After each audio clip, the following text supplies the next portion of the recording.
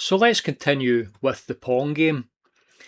We left it in the last video with the ball moving from the right to the left, and also whenever it hits the paddle, you can see that it doesn't bounce back off the paddle, it just goes back to the original starting position. So if you keep your eye on the paddle, you'll notice that the ball doesn't pass through the paddle. Okay, it did that time because I missed it. But we'll try this time, we'll get it this time. So again, we'll have ways of speeding this up, which we'll show you later on. So there you go, you see the ball never actually passed through the paddle, it just jumped back to its original starting position. Now really what we want to do in this video is we're wanting the ball to come along and we want it to hit the paddle. So when it hits the paddle, we want it to bounce back. And then when we get back to the right hand side, we want it to bounce off the right hand side and go back again. So if the paddle's sitting in one position, the ball will just go back and forward like this. Okay, so that's what we want to get to in this video. So I'll stop this and reset it, and we'll have a look at the next bit of code. So the bit of code that we looked at in the last video was a Pong 9 collision. So now we're on to this Pong 10. So it's Pong 10. I couldn't think of what to call it, so I've just called it paddle ball bounce. Okay. Not the most imaginative name, but anyway, we've got this new file, and what I've done in this file, I've actually made a note of the individual lines that have changed, okay, so that we can see what has changed in this video. So, and there's not an awful lot. So all of these lines for the symbolic constants, these are all exactly the same. And we've added 3 new constants at the bottom. So we're going to have a constant because we need to have the ball left and the ball right. So we need to be able to know whether it's going this way or that way at all times. Okay, so we're going to have a ball left, which will be 0 cross FFFF, which will act as a -1. And we're going to have the ball right, which is going to be the value of just 1. Okay, so just adding 1 when it moves to the right and -1 when it moves to the left. And the ball right starting position, so it's halfway down the screen, which is 7-0, and it's going to be at the right hand side, which is going to be F0. So it's not right up at the very right hand side. You'll notice that from the last video, it doesn't go from FF, which would be the end of the screen. It's brought in a little bit, so it starts about here and then travels, and then it will hit the paddle and bounce back to that point there again, and then travel, and it'll travel back and forward like this. Okay, so that's the idea. Now most of the rest of the coding is the same. We're going to have the initial drawing of the paddle, so that's all exactly the same.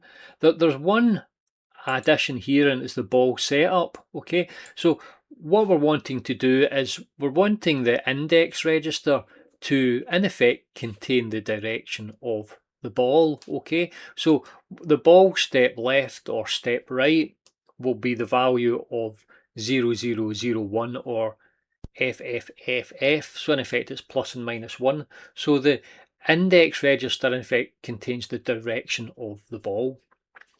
So that's the only thing that's different there. Now we go through the main loop. So the main loop again, I don't want to talk through this, we've talked through it in previous videos. We've got the keyboard for the up and down, okay, and then we've got the moving of the paddle, and we can move the paddle down the way depending on the input for the keyboard, or we can move it up the way depending on the input for the keyboard. It's all exactly the same. So now we're on to the first section where things are just a little bit different. Okay, so we're going to be moving the ball, okay, but the ball now has got an extra bit of information. What direction is the ball moving?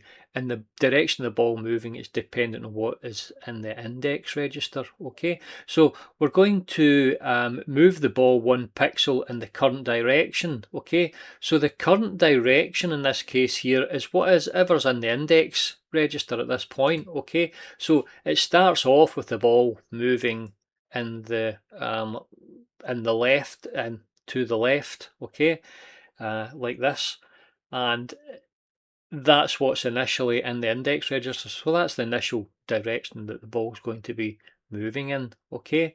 So if the ball reaches the left edge, I'm getting all mixed up here with left and rights because when I'm recording this, my finger goes there. I have to put my finger in the opposite direction so as it looks like it's going left to right for you, but it's going right to left for me, and it's frazzled my whole brain up. So let's have a look. So if the ball reaches the left edge, okay, so if it reaches the left edge, which is the edge with the paddle, okay, so if we get to the left edge, which is the edge with the paddle, okay, so if it comes in and it hits the actual edge there, it goes past the paddle, okay, and hits the very edge, then we just want it to reset, because that's in effect, it's missed the paddle, it's gone through, and it's jumped back to the starting position, and it just goes through and it jumps back, so it just goes to that reset. So that's just the same as it was previously, okay. But if the ball reaches the right edge, okay, so if it reaches the right edge, so if it's in effect coming from, if it's bounced off the paddle and it's coming and it hits the right edge, okay, which is up here, then we want it to move left again, okay. So we need to go in, and we've got these two extra tests. Is it moving right? Yeah, it's moving right. Then it has to bounce left, okay. So it goes down to the bounce left subroutine, okay. Now there's also going to be a bounce right subroutine as well. So these are the two subroutines here, and obviously they're quite simple. All we're going to do is we're going to reset the value in the index register, which tells us the direction that the ball is going to go in. Okay, so it's either going to ball step right, okay, which is the value, what have you got up here, the ball step right value. It's the new, so the ball step right value is the 0001, okay, and the ball step left value is the FFFF, which is the -1. And then it goes from these directions, so it's telling you what direction the ball goes in, into the check the collision. So there's the collision section here. Now the collision section is just exactly the same, okay, I'm not going to talk through it again, we talked through it in the very last video. So this is the collision section, and it's just almost exactly the same. But then we've got some other little changes here, okay. So we've got the no collision, okay. At this point here, it's just set out slightly differently, but it's no collision. It jumps back to drawing the ball, okay. So it goes through the process, there's no collision, go back up and draw the next position of the ball, okay. Sorry, to draw the ball, okay. So we come back down here, and at this point here we're doing the draw the ball, okay. So we're drawing the ball out, and again we use that R5, again we talked about this in the last video, and we plot the ball position, and it jumps back up to the main loop, okay. So although this says it's new in Pong 10, it's really just similar, but just positioned a slightly different place in the program. And then we've got the other bit here is the ball hit paddle. So this is another main addition. When it hit the paddle, before it just reset, okay, but now we're not going to reset it. When it hits the paddle, we want it to go right again, okay, but then that's quite easy, because all we need to do is reset the value in the index register, because the index register contains two values, either -1 or +1, which tells it to go left or right, okay. So we just change that value in that index register, and that's basically it. The reset ball subroutine is exactly the same. So that's everything explained, okay. Now what we'll do is go terminal, run task, assemble file. So it's assembled successfully. We can get in and we will load up the program. So go open, and it's going to be the Pong 10. Let's have a look if we can find it. Pong 10.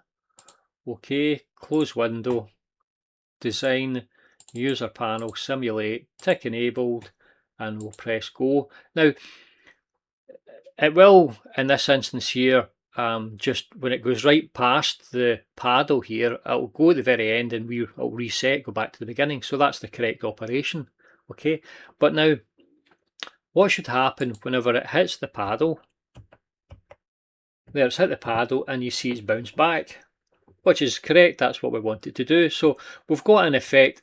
The first real, I think, start on our Pong, so it kind of looks a bit like Pong, so it should bounce back. So there it's bounced back, and again it doesn't go right to the very end at the right hand side. It goes back to, it goes to a position it's about 10 values in for the right. So I'll do this again. Now you notice whenever it hits it, you get this little streak along the green paddle when where it hits it. I'll leave it for now. I think we can probably change that, because we just need to change one position in the X direction where we do the actual test. So we can fix that out quite easily. So there we have our basic Pong game, but it's not got any angles in it, has it? It's just going straight. Okay, and it's not able to bounce off the bottom of the screen or the top of the screen, just this side of the screen, and it just goes straight back and forward. So not the most exciting Pong game, but it is a start. So what we'll do is we'll stop this and we'll have a wee look at what we're going to move on to next. So let's bring up the code here. So the next one is angle. Okay, so in the next program we're going to get it so that the ball will bounce at an angle. Okay, now it probably will get it just bouncing at an angle, and then the next thing we want to do is we'll get it bounce at an angle, but if it goes at an angle it can potentially hit the top and the bottom of the screen. So then we're going to have to, after that we're going to have to do bouncing off the edges, so that'll probably be the video after. Okay, and then we're getting near the end at that point, so we need to do some sort of scoring mechanism. Okay, and then after that we will add in just a few kind of niceties into the game. So the beginning of the game will come up with Pong at the start, and whenever I finish the game it'll come up with game over. There's other things that we can potentially do which I'm thinking about at the moment, and that is that it's the first program we've written on the machine which uses all of the features, almost all of the features of the machine. So it uses the graphics display, the keyboard input and output. But what I want to do is also add a section onto the text screen. So we're wanting to actually run it up from the text screen. So it comes in and asks you, you know, do you want to play Pong? Yes. We could do something really simple. We could have a level, okay, of difficulty. So in the level of difficulty, all we need to do is just change the size of the paddle. So we could make, for difficulty, the paddle size 10, to make it medium 20, to make it easier we could make the paddle size 30. Okay, so that's a really easy thing to do, but it shows the interaction between the text screen and the graphics screen and the keyboard. Okay, so it's got basically everything going on, and we're able to introduce all over the fonts as well, so that we can print stuff onto the screen. So it's a nice little program that shows the functionality of all of the machine at the moment. But that's enough of me waffling on. I'm starting to talk too much now. Thank you for listening. I'll get you on the next video. Goodbye.